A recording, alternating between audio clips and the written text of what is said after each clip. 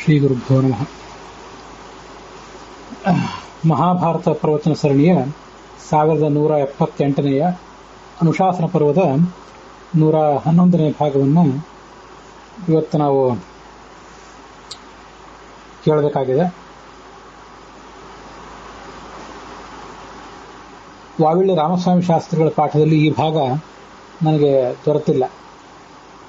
T R ಕೃಷ್ಣಾಚಾರ್ಯರ ಪಾಠದಲ್ಲಿ 132ನೇ ಅಧ್ಯಾಯ ಇದೆ. ವೈಷ್ಣವ ಪಾಠದಲ್ಲಿ 127ನೇ ಅಧ್ಯಾಯ, ಗೀತಾ ಪ್ರಶ್ನೆ ಪಾಠದಲ್ಲಿ 85ನೇ ಅಧ್ಯಾಯ.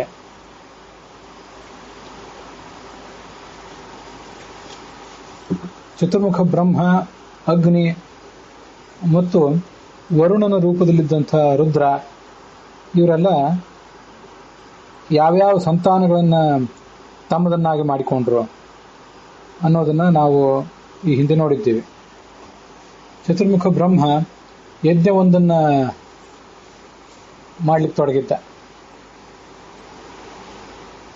ಅಲ್ಲಿ ಅವನ ತೇಜಸ್ಸಿನಿಂದ ಹುಟ್ಟಿದಂಥ ಅನೇಕ ದೇವತೆಗಳು ಇವರೆಲ್ಲ.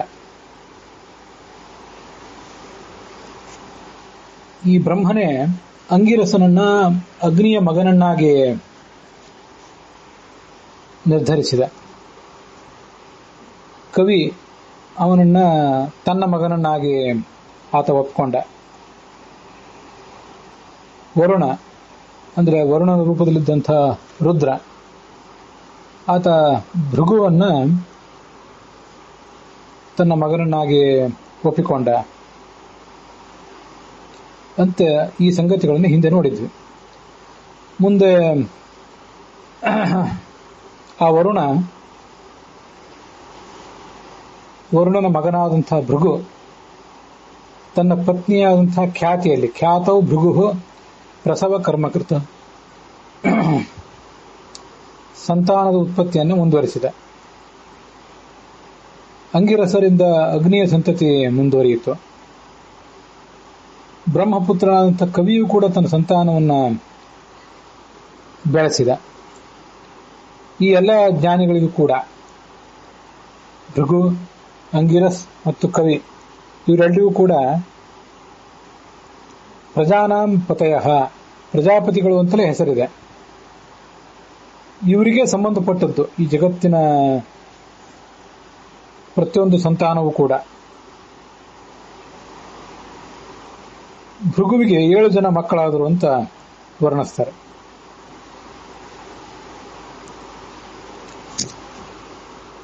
ಶವನ, ವಜ್ರಶೀರ್ಷ, ಶುಚಿ, ಔರ್ವ, ಶುಕ್ರ, ವರೇಣ್ಯ ಮತ್ತು ಸವನ ಎಂಬುದಾಗಿ ಭೃಗುವಿಗೆ 7 ಜನ ಮಕ್ಕಳು ಜನಿಸಿದರು. ಇವರನ್ನ ಭಾರ್ಗವರು, ವಾರುಣರು ಈ ಎಲ್ಲ ಹೆಸರುಗಳಿಂದನೂ ಕರೀತಾರೆ.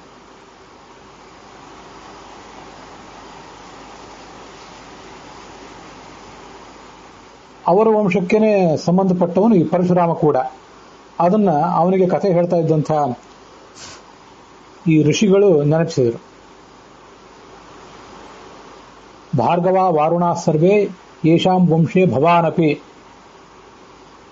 ಮುಂದೆ ಅಂಗಿರಸನಿಗೆ 8 ಜನ ಮಕ್ಕಳು. ಅವರು ವರುಣನಿಗೆ ಸಂಬಂಧಪಟ್ಟವರು ಅಂತಲೇ ವರ್ಣಿಸ್ತಾರೆ. ಬೃಹಸ್ಪತಿ, ಉಚಥ್ಯ, ವಯಸ್ಯ, ಶಾಂತಿ, ಘೋರ, ವಿರೂಪ, ಸಂವರ್ತ, ಸುಧನ್ವ ಇವಿಷ್ಟು ಜನ ಅಂಗಿರಸ ಋಷಿಯ ಮಕ್ಕಳು, ಅರ್ಥಾತ್ ಅಗ್ನಿಯ ವಂಶದಲ್ಲಿ ಬಂದಂಥವರು. ಬ್ರಹ್ಮನ ಮಕ್ಕನ ಮಗನಾದಂಥ ಕವಿ ಏನಿದ್ದಾನೆ ಅವರಿಗೂ ವಾರುಣರು ಅನ್ನುವ ಹೆಸರಿದೆ. ಬ್ರಾಹ್ಮಣಸ್ಯ ಕವೇ ಪುತ್ರಾಹ ವಾರುಣಸ್ಥೇ ಪಿದಾಹೃತಾಹ ಅಷ್ಟೌ ಪ್ರಸವಜಯುಕ್ತಾಹ. ಯಾರವರು ಅಂದ್ರೆ ಕವಿ, ಕಾವ್ಯ, ಕವಿ, ಕಾವ್ಯ, ಧೃಷ್ಣು, ಉಷನಸ್, ಭೃಗು, ವಿರಜಸ್, ಕಾಶಿ ಮತ್ತೆ ಉಗ್ರ ಇವಿಷ್ಟು ಜನ ಶುಕ್ರನ ವಂಶದಲ್ಲಿ ಕವಿಯ ವಂಶದಲ್ಲಿ ಬಂದಂಥವ್ರು.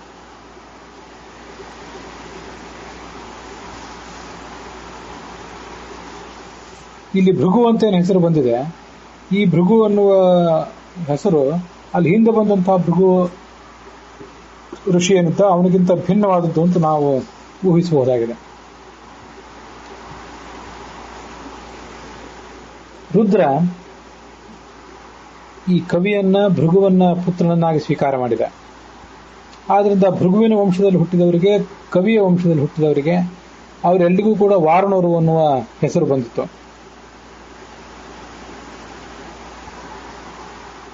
ಅಗ್ನಿದೇವನಿಗೆ ಅಂಗಿರಸ ಅಂತ ಮಗ ಇದ್ದ. ಆದ್ರಿಂದ ಅಂಗಿರಸನ ವಂಶದಲ್ಲಿದ್ದವರೆಲ್ಲರಿಗೂ ಕೂಡ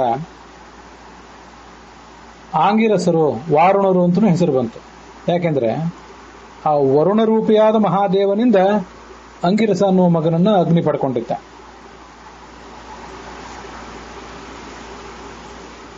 ಆ ದೇವತೆಗಳು ಚತುರ್ಮುಖ ಬ್ರಹ್ಮನನ್ನ ಈ ತರ ಸ್ತುತಿಸಿದಂತಹ ಒಂದು ಪ್ರಸಂಗ ಇಲ್ಲಿದೆ.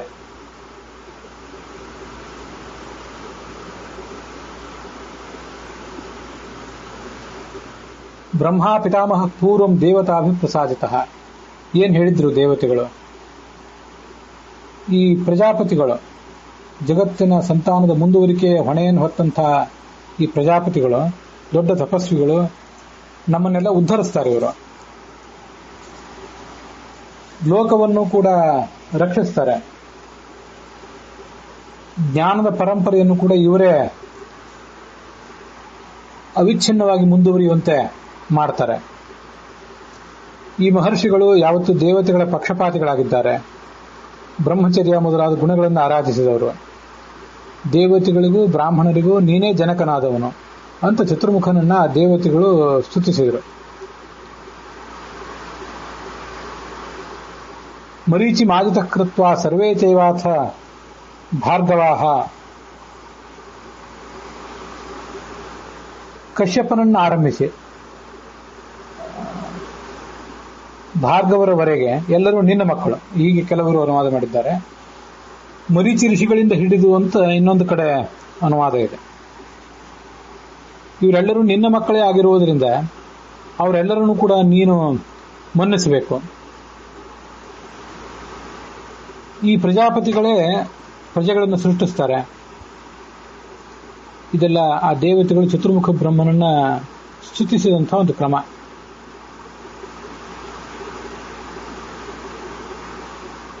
ಅಗ್ನಿ, ಬ್ರಹ್ಮ,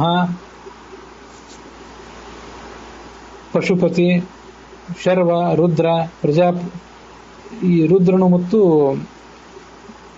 ಈ ಅಗ್ನಿಗೆ ಬ್ರಹ್ಮ ಅಂತ ಹೇಳ್ತಾರೆ, ಪಶುಪತಿ ಅಂತ ಹೇಳ್ತಾರೆ, ಶರ್ವ ಅನ್ನೋ ಹೆಸರಿದೆ, ರುದ್ರ ಅಂತ ಹೆಸರಿದೆ, ಮತ್ತು ಪ್ರಜಾಪತಿ ಅಂತಲೂ ಹೆಸರಿದೆ. ಸುವರ್ಣವು ಕೂಡ ಅಗ್ನಿಯ ಸಂತಾನವೇ ಆಗಿದೆ. ಅಗ್ನಿ ಬ್ರಹ್ಮ ಪಶುಪತಿ ಅಂತ ಈ ಶ್ಲೋಕ ಇದೆಯಲ್ಲ, ನಾವೀಗ ನೋಡ್ತಾ ಇದ್ದೀವಲ್ಲ, ಅಗ್ನಿಯೇ ಈ ಎಲ್ಲ ರೂಪಗಳನ್ನು ತಾಳಿದ್ದಾನೆ. ಯಾವ ರೂಪಗಳನ್ನ? ಬ್ರಹ್ಮ, ಪಶುಪತಿ, ಶರ್ವ, ರುದ್ರ ಮತ್ತು ಪ್ರಜಾಪತಿ ಅಂತ. ಇನ್ನು ಕೆಲವು ಕಡೆ ಏನು ಅನುವಾದ ಮಾಡಿದ್ದಾರೆ ಅಂದ್ರೆ ಅಗ್ನಿ, ಬ್ರಹ್ಮ, ಪಶುಪತಿ, ಶರ್ವ, ರುದ್ರ, ಪ್ರಜಾಪತಿ ಮತ್ತು ಸುವರ್ಣ ಇವೆಲ್ಲವೂ ಕೂಡ ಅಗ್ನಿಯ ಅಪತ್ಯ ಅಂತ ತೀರ್ಮಾನ ಆಯಿತು. ಬಂಗಾರ ಅಂತನ್ನೋದು ಅಗ್ನಿಯ ಸಂತಾನ ಅಂತನ್ನೋದು, ಅಗ್ನಿಯಿಂದಲೇ ಹುಟ್ಟಿದ್ದು ಅಂತನ್ನೋದು ನಮಗೆ ಈಗಾಗಲೇ ಹಿಂದೆ ನಿಶ್ಚಿತವಾದಂತಹ ವಿಷಯ ಆಗಿದೆ. ಅಗ್ನಿಯ ಮಗ ಅನ್ನುವುದು, ಅಗ್ನಿಯ ಸಂತಾನ ಅನ್ನುವುದು ಆ ಸುವರ್ಣಕ್ಕೆ ಮಾತ್ರ ಅಲ್ಲಿ ಅನ್ವಿತವಾಗುವ ಸಂಗತಿ.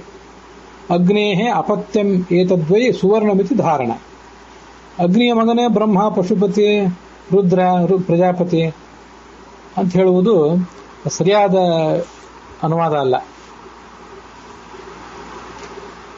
ಅನುವಾದವನ್ನು ಮತ್ತೊಂದ್ಸರಿ ಗಮನಿಸಿ. ಅಗ್ನಿಯ ಅಪತ್ಯರಂತ ನಿಶ್ಚಿತವಾಯಿತು. ಯಾರ್ಯಾರು ಅಂದ್ರೆ ಅಗ್ನಿ, ಬ್ರಹ್ಮ, ಪಶುಪತಿ, ಶರ್ವ, ರುದ್ರ, ಪ್ರಜಾಪತಿ ಮತ್ತು ಸುವರ್ಣ. ಸುವರ್ಣ ಅನ್ನೋದು ಅಗ್ನಿಯ ಅಪತ್ಯ ಅನ್ನೋದು ಸರಿ. ಅಗ್ನಿಯೂ ಅಗ್ನಿಯ ಅಪತ್ಯ ಅಂದ್ರೆ ಹೇಗೆ?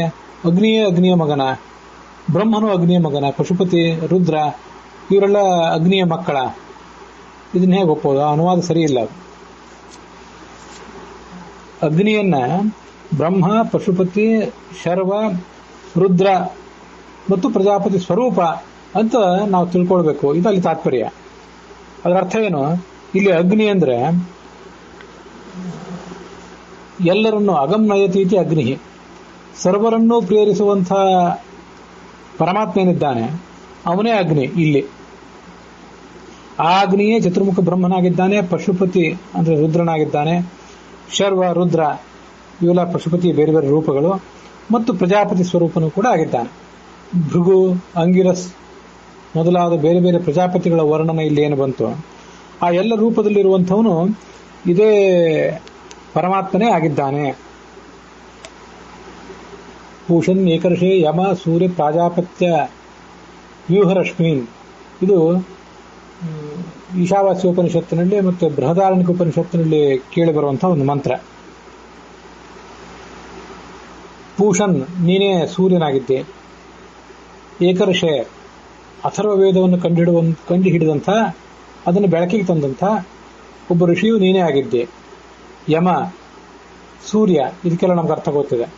ಪ್ರಾಜಾಪತ್ಯ ಪ್ರಜಾಪತಿಯು ನೀನೇ ಆಗಿದ್ದೆ.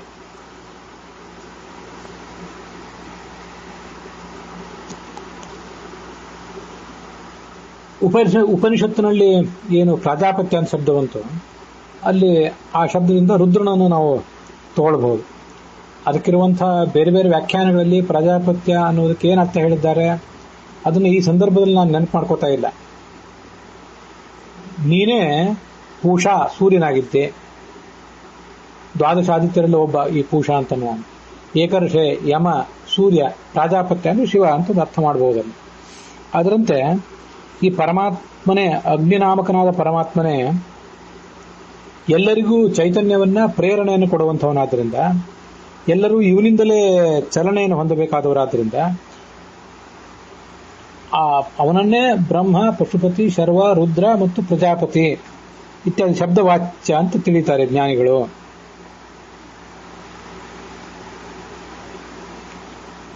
ಅಗ್ನಿಯ ಸಂತಾನ ಈ ಸುವರ್ಣ ಅಂತ ವರ್ಣನೆ ಮಾಡ್ತಾರಲ್ಲ, ಇಲ್ಲೊಂದು ವಿಶಿಷ್ಟವಾದಂತಹ ಮಾಹಿತಿಯನ್ನು ಹೇಳ್ತಾರೆ.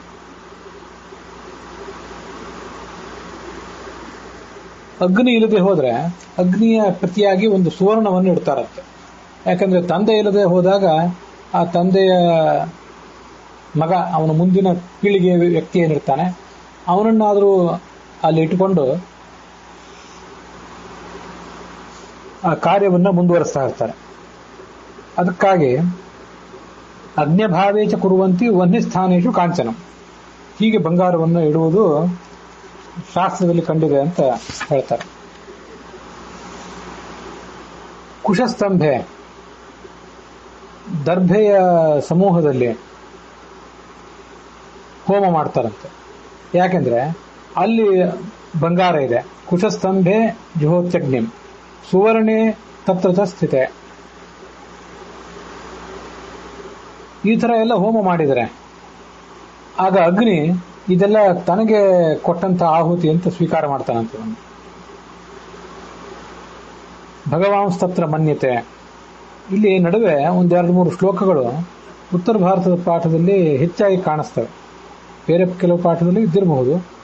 ವಲ್ಮೀಕಸ್ಯ ವಪಾಯಾಂಚ ಕರ್ಣೆ ವಾಜಸ್ಯ ದಕ್ಷಿಣೆ ಶಕಟೋರ್ವ್ಯಾಂ ಪರಸ್ಯಾಪ್ಸು ಬ್ರಾಹ್ಮಣಸ್ಯ ಕರೆ ತಥಾ. ಅಗ್ನಿ ಎಲ್ಲೆಲ್ಲಿರ್ತದೆ? ದರ್ಭೆಯ ಪುಂಜದಲ್ಲಿರ್ತದೆ, ಬೆಂಕಿಯಲ್ಲಿರ್ತದೆ, ಹುತ್ತದ ಒಂದು ಪೊಟರೆಯಲ್ಲಿ, ಹುತ್ತದ ಒಳಭಾಗ, ಆಡಿನ ಬಲಗಿವಿ ಅಂತ ಅದನ್ನ ಬೇರೆ ಹೇಳ್ತಾರೆ. ಶಕಟೋರ್ವ್ಯಾಮ್, ಶಕಟ ಅಂದ್ರೆ ಬಂಡಿ, ಆ ಬಂಡಿ ಸಂಚಾರ ಮಾಡುವಂತಹ ಒಂದು ಮಾರ್ಗ, ಬಂಡಿ ಓಡಾಡಿ ಓಡಾಡಿ ಆ ಗಾಲಿಯ ಮಾರ್ಗ ಒಂದಾಗಿರ್ತದಲ್ಲ, ಅದನ್ನ ಆ ಶಕಟೋರ್ವಿ ಅಂತ ಶಬ್ದದಿಂದ ನಾವು ತಿಳ್ಕೊಳ್ಬಹುದಾಗಿದೆ. ಅಲ್ಲಿ ಅಗ್ನಿ ಇರ್ತದೆ.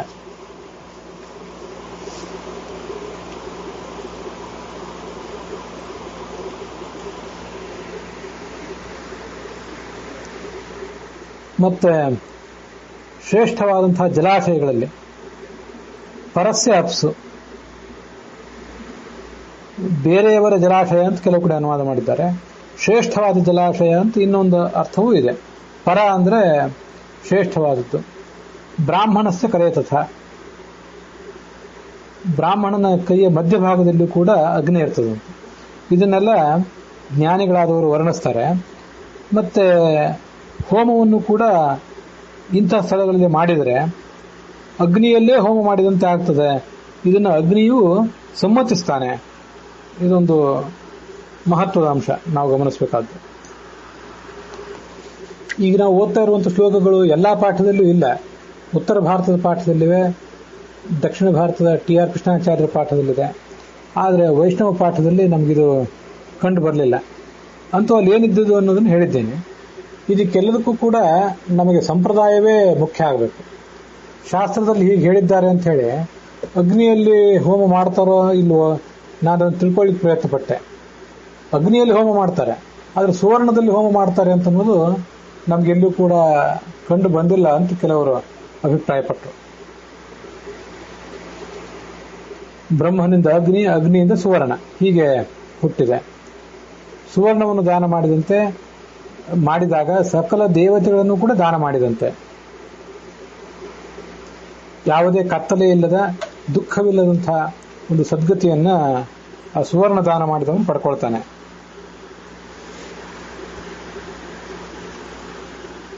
ಸುವರ್ಣವನ್ನು ಯಾವಾಗ ದಾನ ಮಾಡಬೇಕು? ಆದಿತ್ಯೋದಯ ಸಂಪ್ರಾಪ್ತೆ ಅಥವಾ ಆದಿತ್ಯೋನಯನೇ ಪ್ರಾಪ್ತೆ ಅಂತ ಇದು ಕೆಲವು ಕಡೆ ಪಾಠ ಇದೆ. ಸೂರ್ಯೋದಯ ಕಾಲದಲ್ಲಿ ಈ ಸುವರ್ಣವನ್ನ ದಾನ ಮಾಡಬೇಕು. ಅದು ಆತನ ಎಲ್ಲ ಪಾಪಗಳನ್ನು ಪರಿಹರಿಸ್ತದೆ. ಮತ್ತೆ ದುಸ್ವಪ್ನ ಬಿದ್ದು ಆತನಿಗೇನಾದರೂ ಕಳವಳ ಆಗಿರ್ತದಲ್ಲ, ಆ ಕಳವಳವನ್ನು ಕೂಡ ದೂರ ಮಾಡ್ತದೆ. ಪ್ರಾತಃ ಕಾಲದಲ್ಲಿ ಮಾಡಿದಂಥ ಸುವರ್ಣ ದಾನ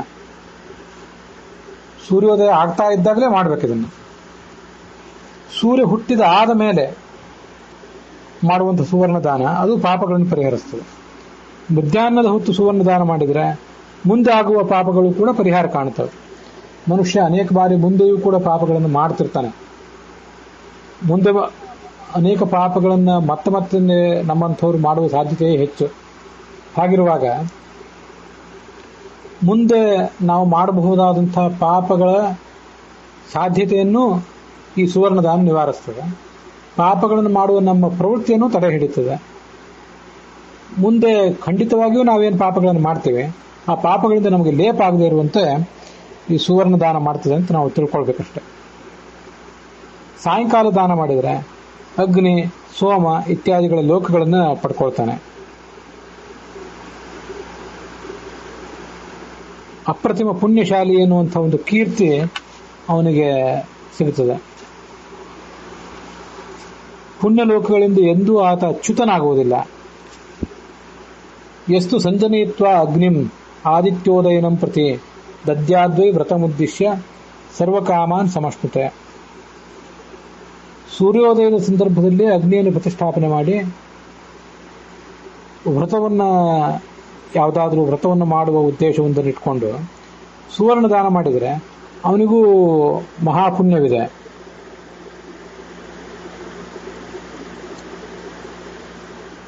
ಅಗ್ನಿನಿತ್ಯವ ತತ್ಪ್ರಾಹು. ಅದಕ್ಕೆ ಸುವರ್ಣಕ್ಕೆ ಸುವರ್ಣ ಅಂತ ಯಾರು ಹೆಸರನ್ನು ಹೇಳೋದಿಲ್ಲ, ಅಗ್ನಿ ಅನ್ನುವ ಹೆಸರನ್ನೇ ಹೇಳ್ತಾರೆ. ಪ್ರಧಾನಂ ವೈ ಸುಖಾವಹಂ, ಮಹಾ ಸುಖ ಕೊಡುವಂಥದ್ದು. ವ್ಯಕ್ತಿಗೆ ಯಾವ್ಯಾವ ಗುಣಗಳು, ಯಾವ್ಯಾವ ಲಾಭಗಳು ಬೇಕೋ ಅದೆಲ್ಲವನ್ನು ಕೊಡುವಂಥದ್ದು ಅದು.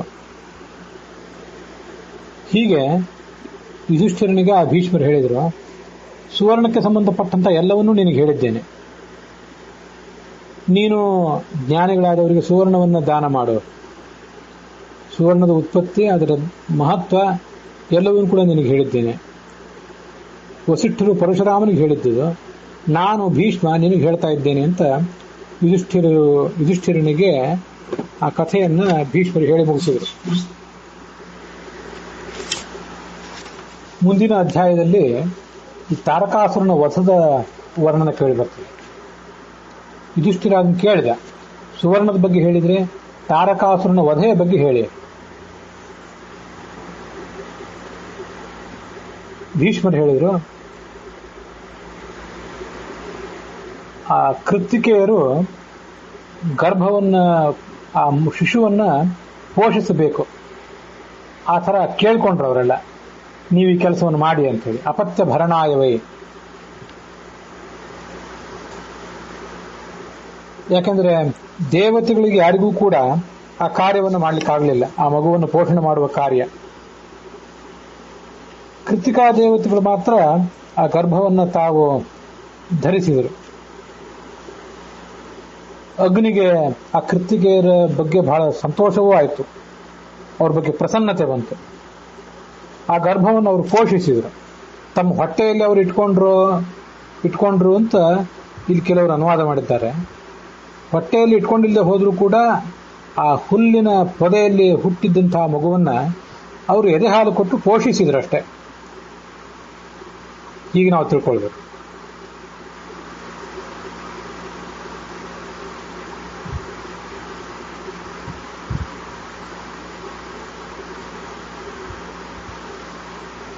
ತತಸ್ತೇಜಃ ಪ್ರೀತಾಂಗ್ಯಃ ಸರ್ವಾಃ ಕಾಲ ಉಪಸ್ಥಿತೆ ಸಮಂ ಗರ್ಭಂ ಸುಷುವಿರೆ ಕೃತ್ತಿಕಾಃ ತಾಃ ನರರ್ಷಭ.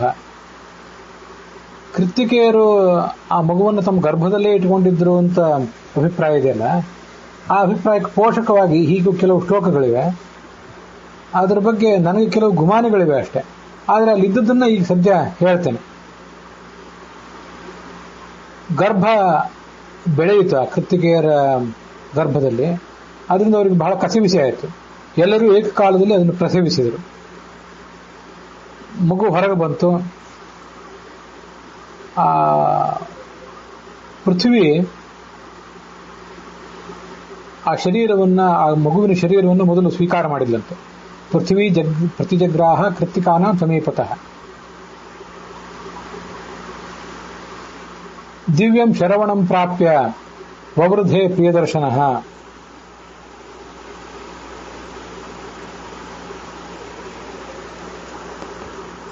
ಹುಟ್ಟಿದ ಮಗು ಆ ನಜ ಹುಲ್ಲಿನಲ್ಲಿ ಸ್ವಲ್ಪ ಹೊತ್ತು ಆಶ್ರಯವನ್ನು ಪಡ್ಕೊಂಡಿತ್ತು.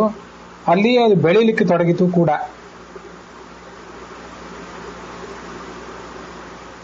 ಶರವಣ ಅಂದ್ರೆ ಹುಲ್ಲು ಅಂತ ಅರ್ಥ. ಅದನ್ನ ಆ ಕೃತ್ತಿಕೆಯರು ನೋಡಿದ್ರು. ಅದನ್ನ ಎದೆ ಹಾಲು ಕುಡಿಸಿ ಪೋಷಿಸಿದರು. ಇದರಿಂದ ಅವನಿಗೆ ಕಾರ್ತಿಕೇಯ ಅನ್ನುವ ಹೆಸರು ಬಂದಿತ್ತು. ಸ್ಕಂದತಾಂ ಚಾಪ, ಇದನ್ನ ನಾವು ಹಿಂದೆ ನೋಡಿದ್ದೇವೆ. ಶಿವನ ವೀರ್ಯವೇ ಕೆಳಗೆ ಜಾರಿ ಬಿದ್ದಿತ್ತಲ್ಲ, ಆದ್ರಿಂದ ಅವನಿಗೆ ಸ್ಕಂದ ಅನ್ನುವ ಹೆಸರು ಇದೆ. ಗುಹಾವಾಸಾತ್ ಗುಹೋಭವತ್, ಗುಹೆಯಲ್ಲಿ ವಾಸ ಮಾಡಿದ್ರಿಂದ ಅವನಿಗೆ ಗುಹ ಅನ್ನುವ ಹೆಸರು ಕೂಡ ಕೇಳಿ ಬರ್ತದೆ. ಎಲ್ಲ ದೇವತೆಗಳು 33 ದೇವತೆಗಳು. ತಥೋ ದೇವಾಸ್ತ್ರಯಸ್ತ್ರಿಂಶತ್ ದಿಶಶ್ಚ ಸದಿಗೀಶ್ವರಾಹ, 10 ದಿಕ್ಕುಗಳು, ದಿಕ್ಪಾಲಕರು, ಇವರೆಲ್ಲರೂ ಕೂಡ ಅಲ್ಲಿಗೆ ಬಂದ್ರಂತೆ. ಪೂಷ, ಅರ್ಯಮ, ಭಗ, ಈ ಎಲ್ಲ ದೇವತೆಗಳು ಅಲ್ಲಿ ಬಂದರು. ಅವನ ಸ್ತೋತ್ರ ಮಾಡಿದರು. 6 ಮುಖ, 12 ಕಣ್ಣು, ಇಂಥ ವಿಶಿಷ್ಟವಾದ ಆಕಾರ ಒಂದು. ಆ ಎಲ್ಲ ದೇವತೆಗಳು ಒಬ್ಬೊಬ್ಬರು ಒಂದೊಂದು ರೀತಿಯಾದಂತಹ ಉಡುಗೊರೆಗಳನ್ನ ಅವನಿಗೆ ಕೊಟ್ಟರು.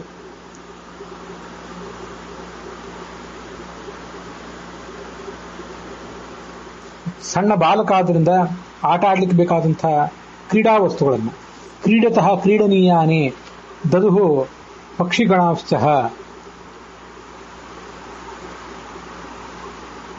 ಸಣ್ಣ ಸಣ್ಣ ಪಕ್ಷಿಗಳು, ಪ್ರಾಣಿಗಳು, ಇಂಥದ್ದೆಲ್ಲವನ್ನು ಕೂಡ ಅವನಿಗೆ ಆಡ್ಲಿಕ್ಕೆ ಕೊಟ್ಟರು.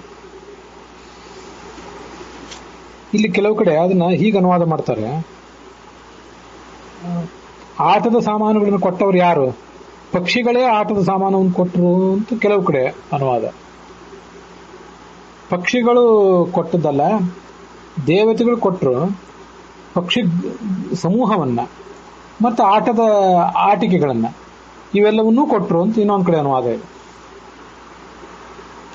ಗಣಾಶ್ಚ, ಪಕ್ಷಿ ಗಣಾಶ್ಚ ದದುಹು ಪಕ್ಷಿ ಗಣಾಹ ಚ ಅಂತ ಇಷ್ಟು ಪಾಠ ಇದ್ರೆ ಪಕ್ಷಿಗಳು ಆಟಿಕೆ ಸಾಮಾನುಗಳನ್ನು ಕೊಟ್ಟವು ಅಂತ ಅರ್ಥ ಆಗ್ತದೆ. ಗಣಾಂಶ್ಚ ಅಂತ ಗಣ ಆದ್ಮೇಲೆ ಒಂದು ಅನುಸ್ವಾರ ಇದ್ಬಿಟ್ರೆ ಆಗ ಪಕ್ಷಿಗಳ ಸಮೂಹವನ್ನೇ ಅವನಿಗೆ ಆಟವಾಡ್ಲಿಕ್ಕಾಗಿ, ಅವನ ವಿನೋದಕ್ಕಾಗಿ ಕೊಟ್ಟರು ಅಂತ ಅರ್ಥ ಆಗ್ತದೆ. ಪಾಠ ಒಂದೊಂದು ಕಡೆ ಒಂದೊಂದು ರೀತಿಯಾಗಿರುವುದರಿಂದ ನಾವು ಅದನ್ನ ತೀರ್ಮಾನಿಸುವುದು ಕಷ್ಟ. ಗರುಡ ಆತನಿಗೊಂದು ಮಯೂರವನ್ನು ಕೊಟ್ಟ. ಇದು ನೋಡಿ, ದೇವತೆಗಳು ಆತನಿಗೆ ಬೇರೆ ಬೇರೆ ಆಟಿಕೆ ಸಾಮಾನುಗಳನ್ನು ಕೊಟ್ಟರು, ಪಕ್ಷಿ ಸಮೂಹವನ್ನೇ ಕೊಟ್ಟರು ಅಂತಿದೆಯಲ್ಲ. ಮೊದಲು ಗರುಡ ಅವನಿಗೆ ಒಂದು ನವಿಲನ್ನೇ ಕೊಟ್ಟ ಅಂತಿದೆ. ಆ ನವಿಲು ಆತನಿಗೆ ವಾಹನವಾಯಿತು. ರಾಕ್ಷಸರು ವರಾಹ ಮತ್ತು ಮಹಿಷ ಇಂಥದ್ದೆಲ್ಲವನ್ನು ಕೂಡ ಅವನಿಗೆ ಆಟದ ಸಾಮಾನುಗಳನ್ನಾಗಿ ಅವನ ಜೊತೆಗಾರರನ್ನಾಗಿ ಕೊಟ್ಟು. ವರುಣ ಒಂದು ಕೆಂಪಾದಂಥ ಕೋಳಿಯನ್ನ ಆತನಿಗೆ ಕೊಟ್ಟನಂತೆ. ಚಂದ್ರ ಟಗರನ್ನು ಕೊಟ್ಟ. ಸೂರ್ಯ ದಿವ್ಯವಾದಂಥ ಕಾಂತಿಯನ್ನು ಕೊಟ್ಟ. ಸುರಭಿದೇವಿ ಆಕೆ ಗೋಮಾತೆ ದೊಡ್ಡ ಸಂಖ್ಯೆಯಲ್ಲಿ ಗೋವುಗಳನ್ನು ಕೊಟ್ಲಂತೆ, ಲಕ್ಷ ಲಕ್ಷ ಸಂಖ್ಯೆಯಲ್ಲಿ. ಅಗ್ನಿ ಒಂದು ಹೋತವನ್ನ ಅವನಿಗೆ ಕೊಟ್ಟ.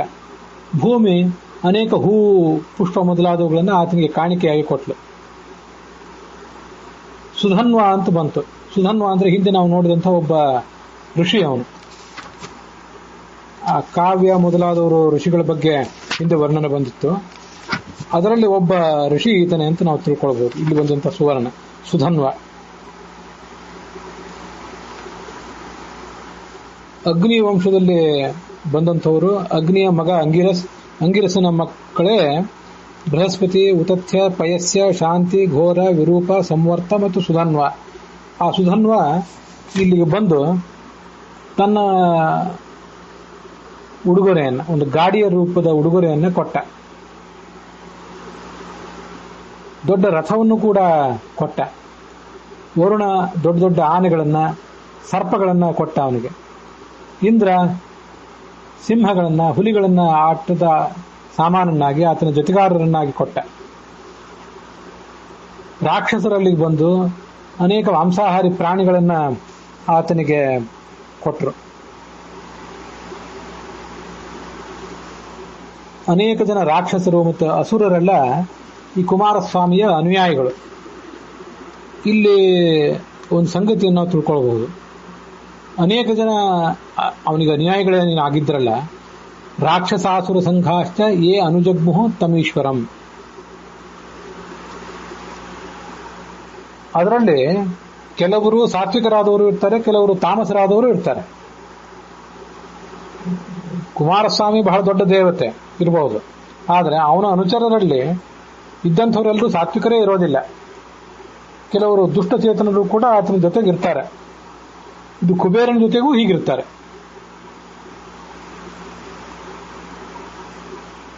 ತಾರಕಾಸುರನಿಗೆ ಬಹಳ ಚಿಂತೆ ಆಯಿತು. ಏನನ್ನಾದರೂ ಮಾಡಿ ಈ ಸ್ಕಂದನನ್ನು ಮುಗಿಸಿಬಿಡಬೇಕು ಅಂತ ಅವನ ಪ್ರಯತ್ನ ಇತ್ತು. ದೇವತೆಗಳೆಲ್ಲ ಬಂದು ಸ್ಕಂದನಿಗೆ ಸೇನಾಪತಿತ್ವವನ್ನು ಕೊಟ್ಟು ಪೂಜಿಸಿದರು. ಹಿಂದೆ ನಾವು ಇದನ್ನು ವನಪರ್ವದಲ್ಲಿ ನೋಡಿದ್ದೇವೆ. ದೇವತೆಗಳ ಸೇನಾ ಏನಿತ್ತಲ್ಲ, ದೇವಸೇನಾ, ಆ ದೇವಸೇನೆಯ ಅಭಿಮಾನಿನಿ ದೇವತೆಯೇ ಸ್ಕಂದನ ಪತ್ನಿ. ಅವಳ ಜೊತೆಗೆ ಮದುವೆನೇ ಆಯಿತು. ಅಲ್ಲಿ ಬೃಹಸ್ಪತಿಯೇ ಪುರೋಹಿತನಾಗಿದ್ದ ಅಂತ ಕೂಡ ಬಂದಿತ್ತು. ಮುಂದೆ ಈ ಗುಹ ತನ್ನ ಶಕ್ತಿಯಾಯುಧದಿಂದ ಆ ತಾರಕಾಸುರನನ್ನ ಸಂಹರಿಸಿದ. ದೇವತೆಗಳ ಸಂತೋಷ ಮೀರಿತು. ಇಂದ್ರ ತನ್ನ ಸಾಮ್ರಾಜ್ಯವನ್ನ ಮರಳಿ ಪಡ್ಕೊಂಡ. ಸೇನಾಪತಿಯಾಗಿದ್ದ ಈ ಷಣ್ಮುಖ ದೇವತೆಗಳಿಗೆ. ಹಿರಣ್ಯಮೂರ್ತಿರ್ ಭಗವಾನ್ ಏಷ ಏವ ಚ ಪಾವಕಿ ಸದಾ ಕುಮಾರೋ ದೇವಾನಾಂ ಸೇನಾಪತ್ಯಮವಾಪ್ತವಾನ್. ಹೀಗೆ ಕಾರ್ತಿಕೇಯ ಅಗ್ನಿಯಿಂದ ಹುಟ್ಟಿದ, ಅಗ್ನಿಯ ಪ್ರಭಾವದಿಂದ ಆತನ ಜೊತೆಗೆ ಹುಟ್ಟಿದ್ದು ಈ ಸುವರ್ಣವೂ ಕೂಡ ಅಗ್ನಿಯ ತೇಜೋ ರೂಪವಾದದ್ದು, ಗುಹನ ಜೊತೆಗೆ ಹುಟ್ಟಿರುವಂಥದ್ದು. ಸಹಜಂ ಕಾರ್ತಿಕೇಯಸ್ಯ. ಇದನ್ನ ವಸಿಷ್ಠನು ಪರಶುರಾಮನಿಗೆ ಹಿಂದೆ ಹೇಳಿದ್ರು. ನಾನು ಕೂಡ ನಿನಗೆ ಹೇಳಿದ್ದೇನೆ, ಸುವರ್ಣದ ದಾನ ಮಾಡು ನೀನು ಕೂಡ, ಎಲ್ಲ ಥರದ ದೋಷಗಳನ್ನು ಕೂಡ ಕಳೆದುಕೋ ಅಂತ ಹೀಗೆ ಭೀಷ್ಮರು ಯುಧಿಷ್ಠಿರನಿಗೆ ಹೇಳಿದ್ರು. ಅಲ್ಲಿ ನಾವೀಗ ನೋಡ್ತಾ ಇರುವಂತಹ ಅಧ್ಯಾಯ ಸಮಾಪ್ತವಾಗಿದೆ. TR ಕೃಷ್ಣಾಚಾರ್ಯರ ಪಾಠದಲ್ಲಿ 133ನೇ ಅಧ್ಯಾಯ ವೈಷ್ಣವ ಪಾಠದಲ್ಲಿ 128ನೇ ಅಧ್ಯಾಯ ಮತ್ತು ಉತ್ತರ ಭಾರತದ ಪಾಠದಲ್ಲಿ 86ನೇ ಅಧ್ಯಾಯ ಸಮಾಪ್ತವಾಗಿದೆ. ಇವತ್ತಿನ ಭಾಗವು ಕೂಡ ಇಲ್ಲಿಗೆ ಸಮಾಪ್ತವಾಗಿದೆ.